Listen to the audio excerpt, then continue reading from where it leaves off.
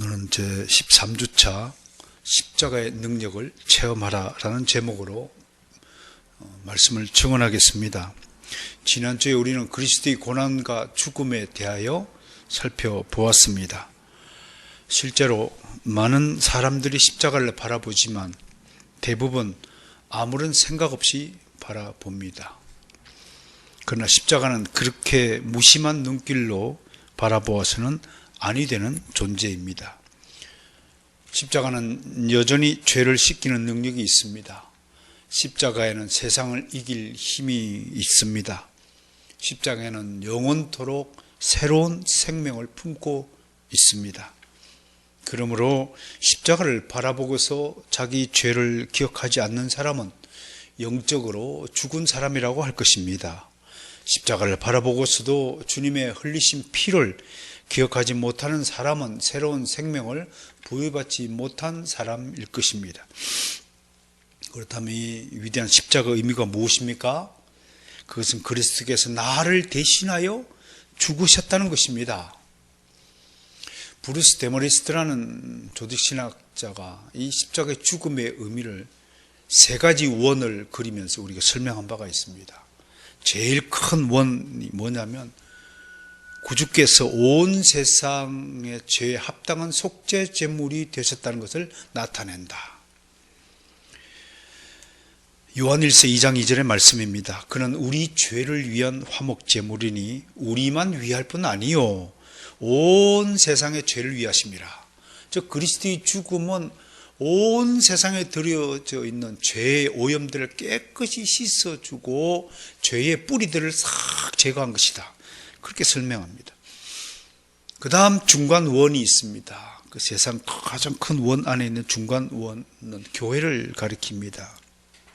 교회를 위해서 그리스도께서 십자가에서 죽음을 당하셨다고 하는 것입니다. 요한복음 10장 11절 말씀이죠. 나는 선한 목자라. 선한 목자는 양들의 목숨을 위하여 목숨을 버린다. 양들을 위하여 목숨을 버린다라고 되어 있습니다. 그 15절에는 아버지께서 나를 아시고 내가 아버지를 아는 것 같이 나는 양을 위하여 목숨을 버리노라. 십자가의 죽음의 효력은 온 세상에 더러워진 죄의 오염을 청소하는 것이지만 그 효력은, 구원의 효력은 자기 백성들에게만 미친다라고 분명히 말씀하고 있습니다. 사도행전 20장 28절 말씀입니다. 여러분은 자기를 위하여 또는 온 양떼를 위하여 삼가라. 성령이 그들 가운데 여러분을 감독자로 삼고 하나님이 자기 피로 사신 교회를 보살피게 하셨느니라. 교회가 무슨 값으로 샀다고요? 자기 피로 사신 교회라고 증거하고 있습니다. 이제 마지막 가장 작은 원, 가장 안쪽에 있는 원은 신자 개인에게 적용되는 죽음의 효력을 가리킵니다. 사도 바울은 갈라디아서 2장 20절에서 이렇게 설명합니다. 내가 그리스도와 함께 십자가에 못 박혔나니. 십자가에 못 박혔어요? 여러분 사냥하면 그 사냥 좋아하시는 분들 집에 가면 껍데기를, 짐승 껍데기를 이렇게 다 못 박아 두었죠. 살아있지는 않지만, 살아있는 것처럼 느껴지지만 살아있지는 않죠. 못 박혔으니까요. 내가 그리스도와 함께 십자가에 못 박혔나니 그런지 이제는 내가 사는 것이 아니요 내 안에 그리스도가 사는 것이라.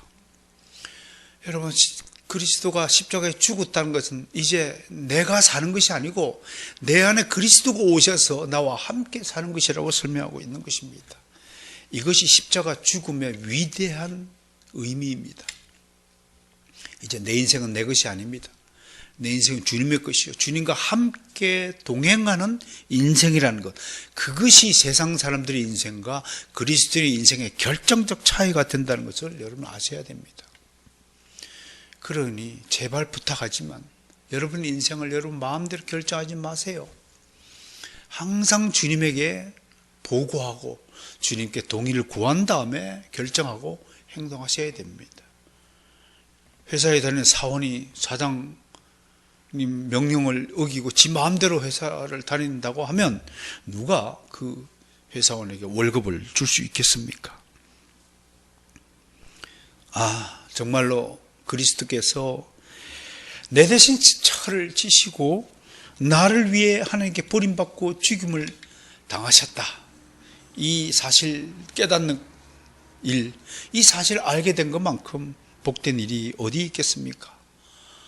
나같이 추악하고 부패한 자를 위해서 거룩하시고 공의로우신 하나님이 직접 형벌을 받으셨다고 하는, 정말로 믿기지 않을 만큼 이것은 놀라운 일일 것입니다.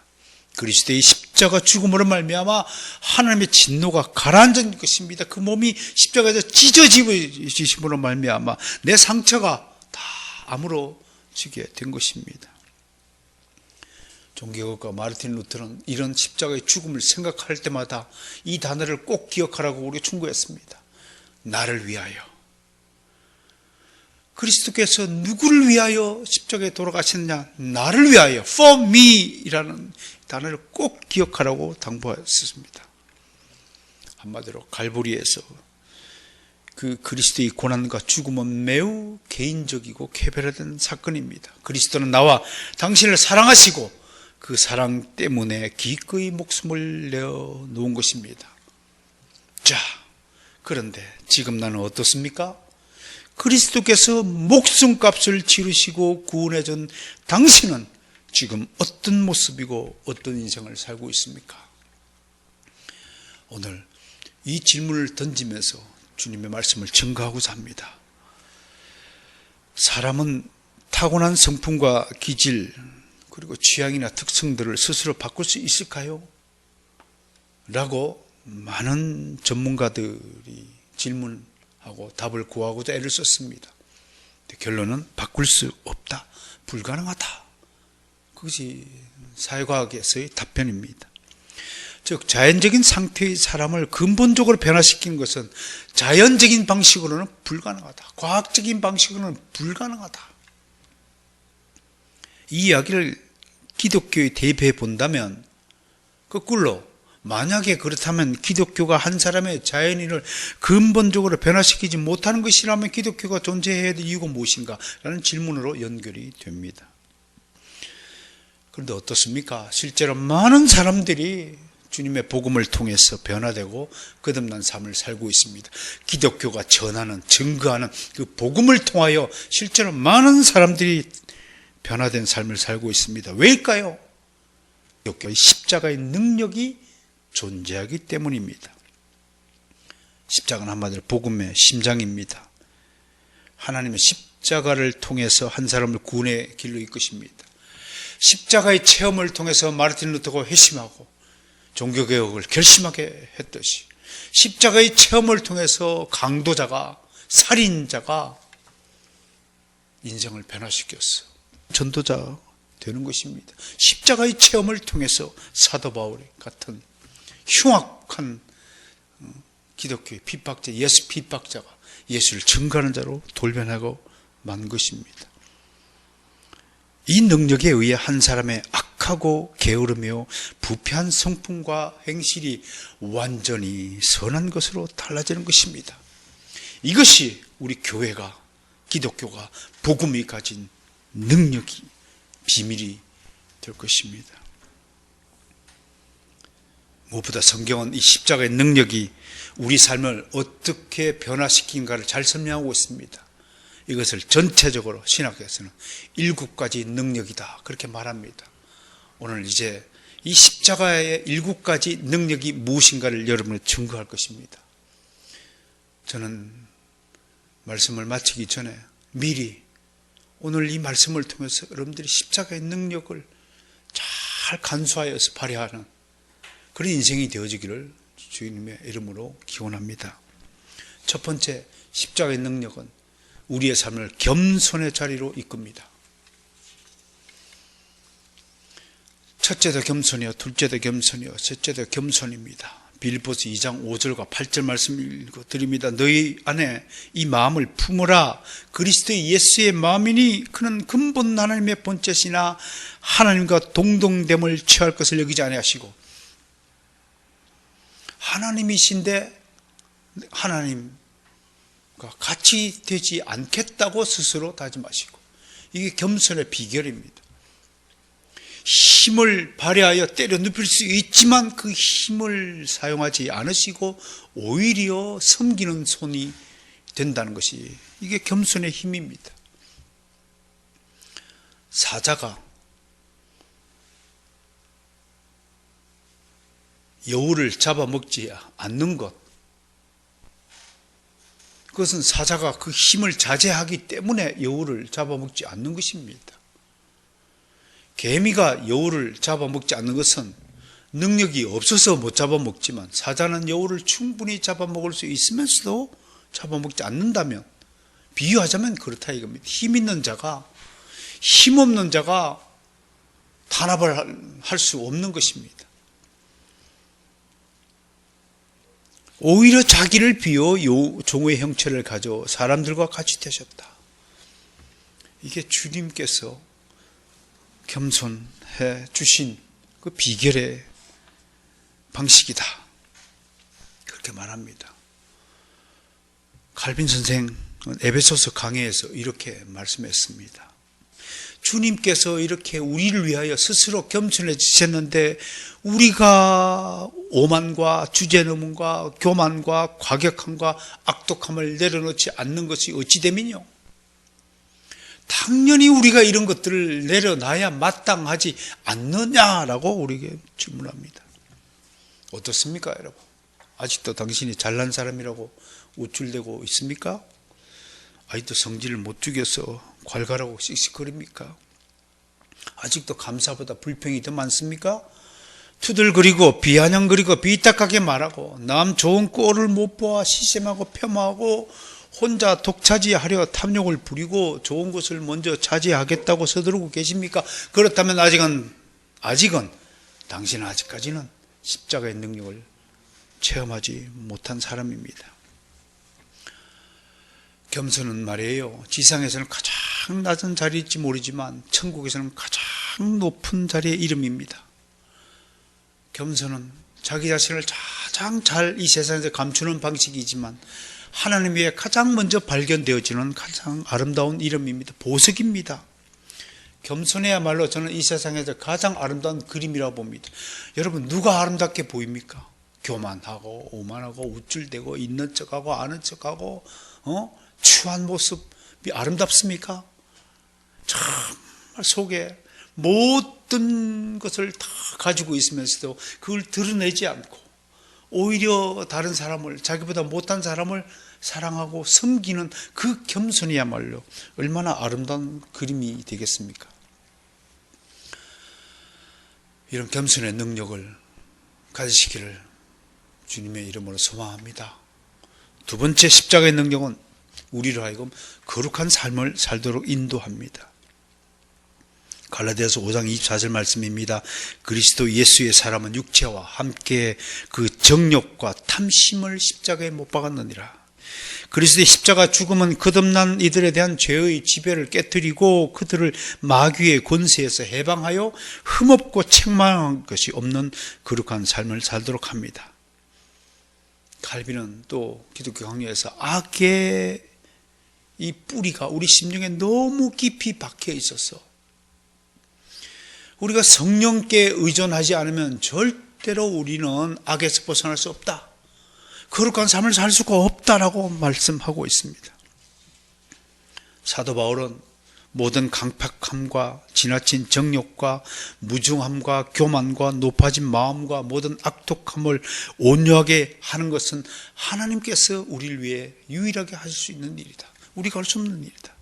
그러므로 여러분, 성령님께 의존하십시오. 정말로 이 땅에서 남은 생애 동안에 지금까지의 세상적인 방식을 다 포기하고 이제 성령의 방식으로 살아가는 여러분이 되시기를 주님을 축원합니다. 세 번째, 사랑과 긍휼의 삶을 살도록 자극합니다. 에베소서 5장 1절과 2절 말씀이네요. 그러므로 사랑을 입은 자녀같이, 사랑을 받은 자녀같이, Be loved children, as beloved children, 영어로 그렇게 있습니다. 사랑을 받은 자녀가, 거꾸로 사랑을 받지 못하면 인간은 강팍해집니다. 그런데 우리는 이미 하나님의 사랑을 듬뿍 받았다 이깁니다. 사랑을 받는 자녀같이 너희는 하나님을 본받는 자가 되고 imitators of God이라고 영어로 되어 있습니다. 하나님을 그대로 모방하는 자가 되라. 여러분 한 사람을 딱 보면 이야 당신 예수 닮았구나. 그런 자가 되라고 지금 말씀하고 있습니다. 그리스도께서 너희를 사랑하신 것 같이 너희도 사랑 가운데서 행하라. 영어가 재밌습니다. Walk in love. 사랑으로 걸어라. 걷는 걸음도 사랑이에요. 걸음걸이 모습을 보고 세상 사람들이 이야 당신은 정말 사랑의 사람이군요 라고 생각하도록 만들라라는 의미가 여기 축약되어 있지 않겠습니까? Walk in love. 사랑으로 걸어라.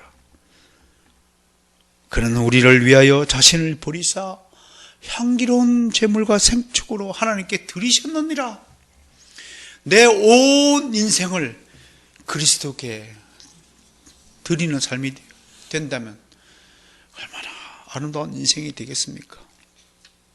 요한일서 3장 16절과 18절 말씀 제가 대신 읽어드립니다. 그가 우리를 위하여 목숨을 버리셨으니 우리가 이로써 사랑을 알고 우리도 형제들을 위하여 목숨을 버리는 것이 마땅하니라. 진짜 사랑이 뭐라고 지금 주님께서 말씀합니까? 진짜 사랑은 형제를 위하여 목숨까지도 내어놓는 것, 그것이 우리가 도달해야 될 사랑의 경지라고 하는 것입니다. 자녀들아, 우리가 말과 혀로만 사랑하지 말고 오직 행함과 진실함으로 하자. 청교도인 토마스 왓슨은 말로만 하는 자선을 차가운 자선이라고 말했습니다. 배고픈 이에게 다가와서 언제부터 굶었느냐, 지금 뭐 먹고 싶으냐, 상태가 뭐냐 라고 묻기만 하는 것은 실태조사이지 자선이 아니라고 하는 겁니다. 소에게 무엇을 먹일까 궁리하다가 실제로 소를 굶어주겠다는 이야기가 있습니다. 사랑해야지, 그리스도는 사랑이라 하면서 입으로만 사랑 하면서 실제로 손으로 이웃을 위해서 아무런 실천을 하지 않는다면 우리는 거짓 사랑일 것입니다. 하나님을 본받는다는 것은 사랑을 실천하는 것입니다. 무엇보다도 사랑은 희생입니다. 우리가 주님의 사랑의 희생을 본받으려면 사사로운 이익을 버리고 다른 이들의 필요를 돌보고 채우는 일에 적극적이어야 합니다. 사랑한다고 고백해야 합니다. 그 사랑을 증거해 보여야 합니다. 속으로만 사랑한다고 스스로 생각하는 사람은 사랑에도 이기적인 사람이라고 하는 것입니다. 한마디 사랑의 말로 한 사람의 죽은 영혼을 다시 살릴 수 있습니다. 저는 우리 교회를 향해서 기도합니다. 우리 성도 한 사람 한 사람이 정말 사랑 덩어리가 되게 해달라고 기도합니다. 속으로는 여러분들이 다 사랑한다고 의심하지 않습니다. 근데 여러분들이 사랑을 표현할 줄 모르는 사람이라서 안타까운 것입니다.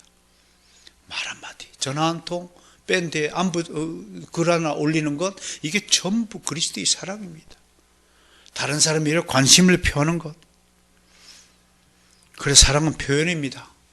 한국인들의 치명적인 질병이 뭐냐면 속으로만 사랑을 하다가 죽은 다음에 무덤 앞에 가서 운다는 겁니다.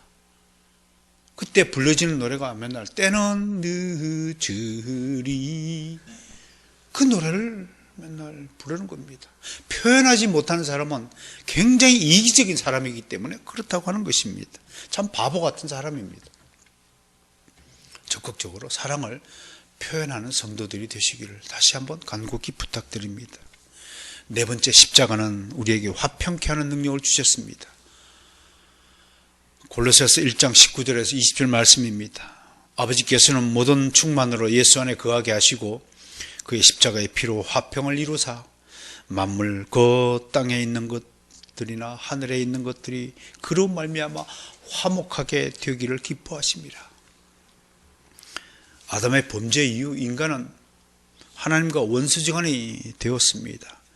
하나님의 자녀들이 일시적으로 사탄의 자녀가 된 것이죠. 하나님을 배신하고 말이에요. 근데 예수 그리스도께서 단번에 속죄 제사를 통해서 사탄의 수하에 있던 우리를 꺼내서 천국으로 옮겨주셨습니다. 하나님이 품으로 다시 옮겨주셔서 하나님이 일방적으로 그걸 우리를 용서하시고 받아주셔서 하나님과 우리가 화목하게 된 것입니다. 이 관계 회복에서 하나님이 과거를 묻지 않으시고 일방적으로 무조건적으로 우리의 지난 과거의 죄악들을 다 덮어주셨다는 겁니다. 그래서 그걸 로마서 3장에서는 간과하시다, pass over, 스쳐 지나가시다 라고 표현하고 있는 것입니다.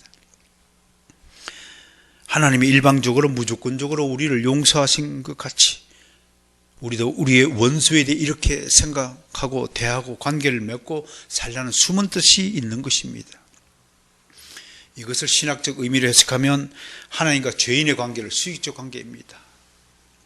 그리고 하나님이 우리에게 내려주신 그 사랑의 힘으로 옆을 손을 뻗어서 이웃을 사랑하라고 하는 것, 이 두 개가 포개져서 나타나는 사랑이 십자가의 사랑이라고 하는 것입니다. 이것이 십자가 정신입니다. 하나님과 화목하게 되었으니 이제 우리는 이웃과 화목해져야 하는 것입니다. 지상에서 우리는 얼마나 많은 갈등과 시비와 다툼과 분쟁과 전쟁을 하며 살고 있습니까? 한 몸을 이루라는 하나님의 명령에도 불구하고 얼마나 많은 부부가 서로 싸우고 갈라서고 심지어 죽이기까지 합니까? 타락한 인간에게는 나 위에 다른 사람은 나의 영역을 침해하는 적입니다. 이 무서운 불화를 주님은 십자가의 죽음으로 다 해소시키고 화해시켰다는 사실을 잊지 않으시길 바랍니다. 그리스도는 이 세상의 평화의 사도여야 합니다. 말 한마디, 말투 하나가 불화를 조장하는 것이 되어서는 아니 됩니다. 그리스도인이 제일 먼저 거듭난 징표가 말투에 있습니다.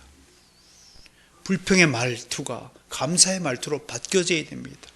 거칠고 딱딱하고 다른 사람을 지적하고 하는 말투가 따뜻한 말투로, 섬기는 말투로, 조르게 말투로 바뀌어져야 하는 것입니다. 그게 십자가의 능력입니다. 네 번째, 우리에게 화평케 하는 능력을, 다섯 번째, 우리에게 참고 인내하는 능력을 주셨습니다. 베드로전서 2장 20절에서 21절입니다. 선을 행함으로 고난을 받고 참으면 이는 하나님 앞에 아름답다라고 베드로 사도는 이야기했습니다. 아무튼 믿음의 특징은 오래 참는 겁니다. 믿음의 열매는 호락호락 그렇게 맺어지지 않습니다. 봄만 되면 꽃이 피어지는 개나리나 산수유나 벚꽃이나 그런 것들처럼 자연스럽게 때가 되면 자동적으로 열매 맺는 것들이 아닙니다. 믿음은 오랜 고난을, 그 뜨거운 사막길을 걸은 다음에 나타납니다. 그래서 그 고난을 참는 것이 믿음입니다. 그리스도도 너희를 위하여 고난을 받아서 너에게 본을 끼쳤다, 본이 되었다. 그러므로 우리도 그리스도가 세워진 모범을 따라야 한다. 히브리서 기자는 12장에서 이렇게 얘기했습니다. 2절과 3절입니다. 예수를 바라보자. 저는 그 앞에 있는 즐거움을 위하여 십자가를 참으사 부끄러움을 개의치 아니하시더니 하나님 보좌 우편에 앉으셨느니라.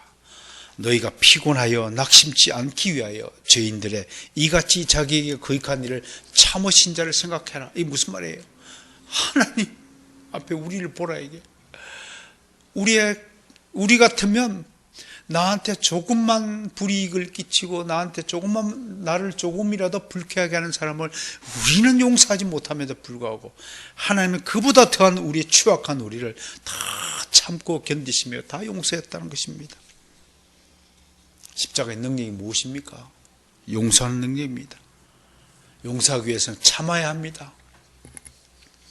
다른 사람의 부족한 점들을 참아야 합니다. 저도 주의 사역을 하면서 많은 동료들과 만남을 가지고 또 관계를 가지고 살아갑니다. 참 제 마음 같아서는 속이 터질 것 같은 일들이 한두 가지가 아닙니다. 참 제 마음 같은 사람이 없습니다. 다 이기적입니다. 공동체를 위해서 뭔가 좀 미리 생각을 하고 좀 지혜롭게 판단하고 좀 헌신하고 그런 모습들이 아니라 밥상을 차려 놓으면 숟가락만 들고 있다가 밥만 먹으러 오는 사람들이 부직 있습니다. 그때 저는 히브리서 12장 2절 말씀, 예수를 바라보자, 이 말씀을 기억합니다. 여러분, 힘들 때 십자가를 바라보세요. 그게 예수님을 바라보는 것입니다.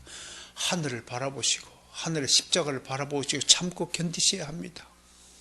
어쩌시겠습니까? 우리의 영화는 이 땅에 있는 것이 아니라 저 하늘에 있는 것입니다. 그 점을 잊지 마시길 바랍니다. 누가 정말 그리스도의 참 제자이겠습니까? 복음을 위해 모든 고난을 견디는 자가 아니고선 주의 제자라고 말할 수 없을 것입니다. 여섯 번째, 십자가는 우리에게 승리하는 삶을 살도록 인도합니다. 요한 1서 5장 4절과 5절 말씀입니다.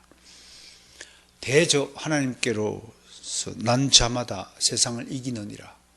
사랑하는 성도 여러분, 분명히 여러분은 하나님으로부터 난 자들입니다. 하나님의 자녀들입니다. 그러므로 이미 여러분은 세상을 이겼습니다. 세상은 절대로 여러분들을 이길 수 없습니다. 그런데 세상을 이기면 이것이니 우리의 믿음이라고 그랬습니다. 생각해 보세요. 교회는 부자가 아닙니다.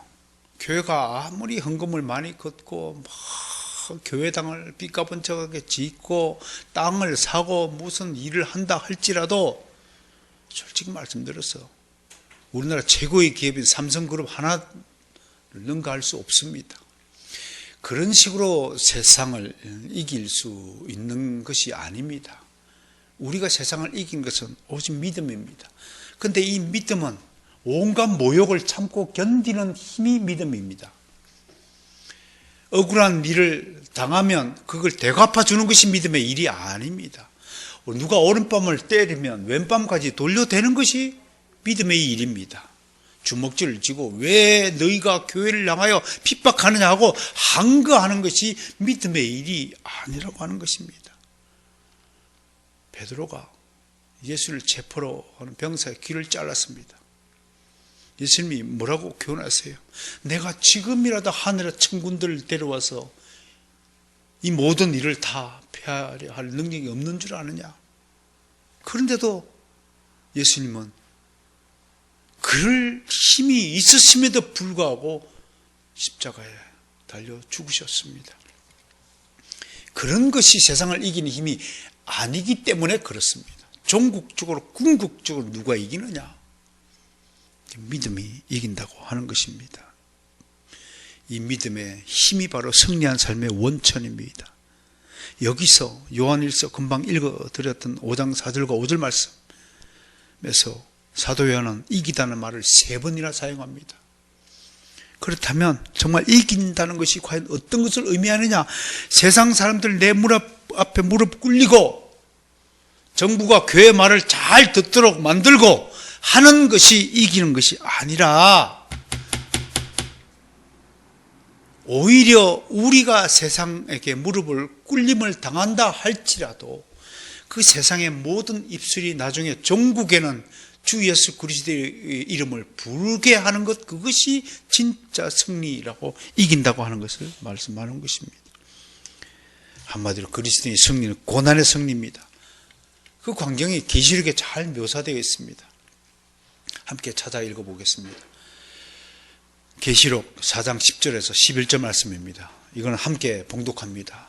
사랑하는 성도 여러분, 집에서 이 말씀을 들을지라도 지금 성경을 찾아서 함께 읽겠습니다. 얼마나 놀라운 승리의 광경이 펼쳐진지 봅시다. 시작.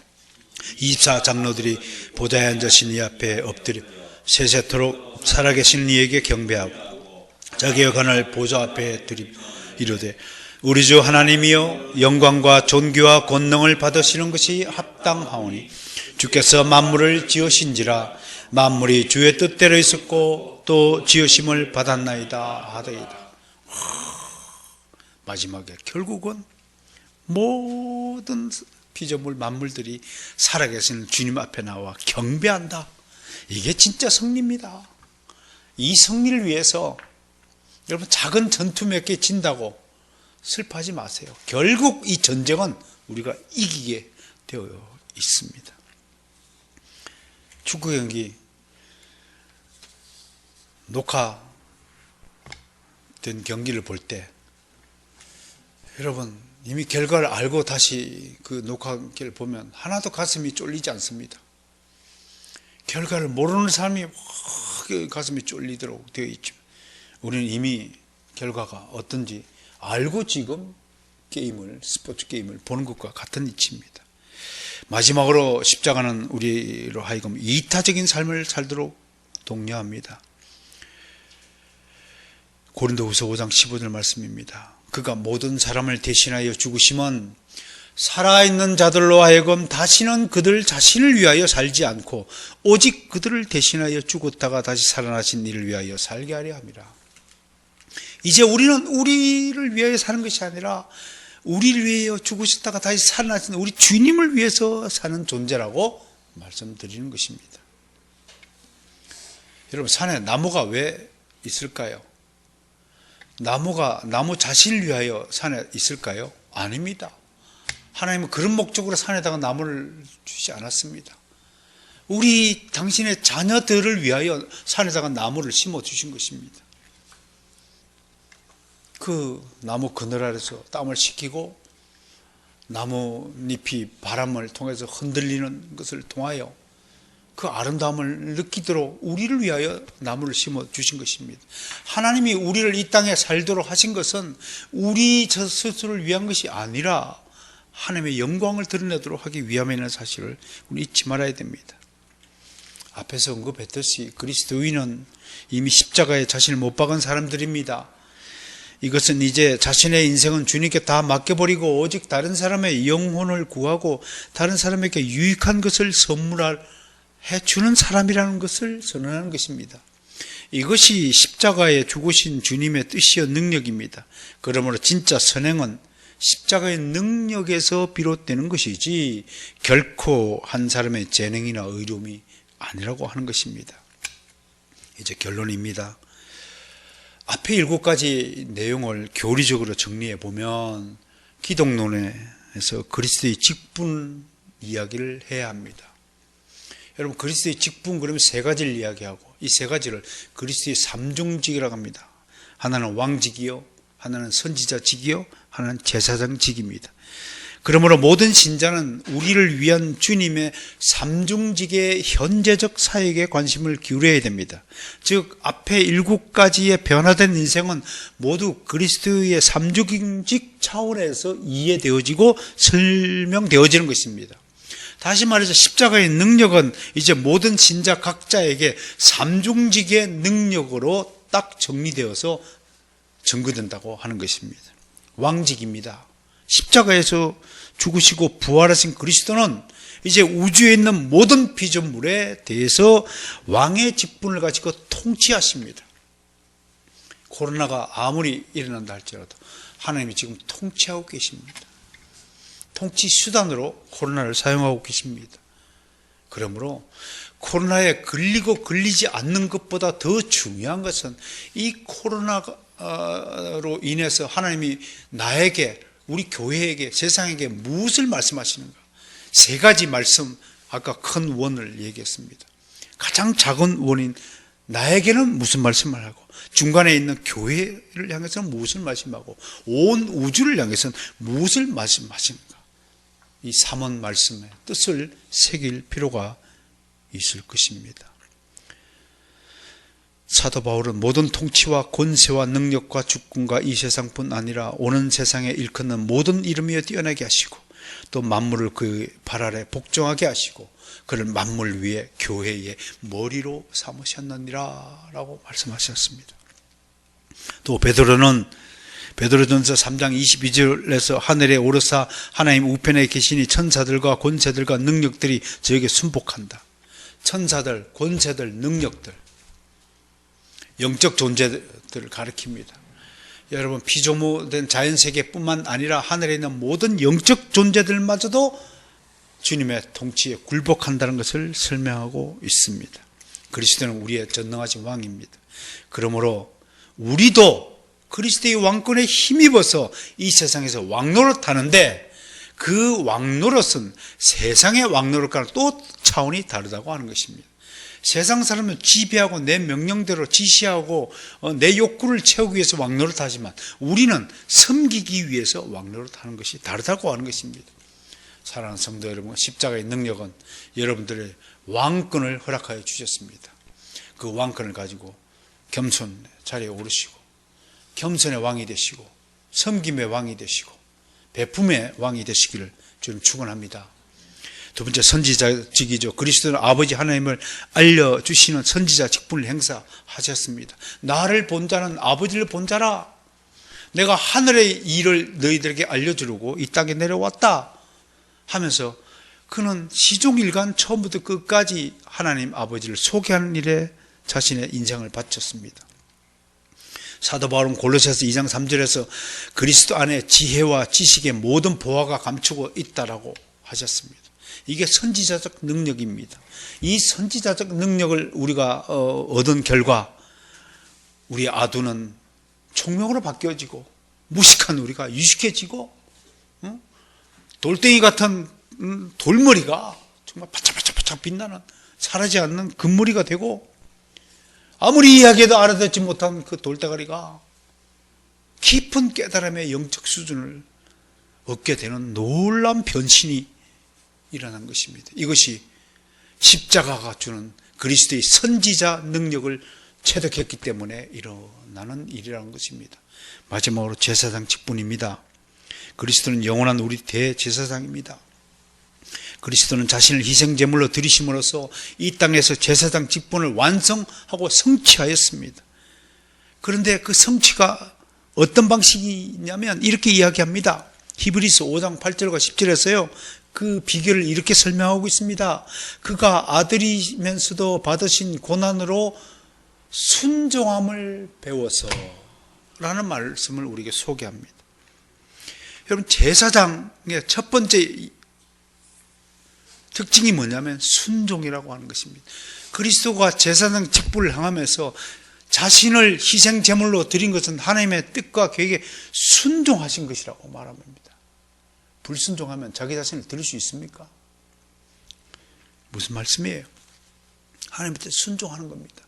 그럼 그리스도의 오늘날 여러분 각자의 제사장직 사역이 무엇입니까? 순종하는 것입니다. 대적이 아니라 순종하는 것입니다.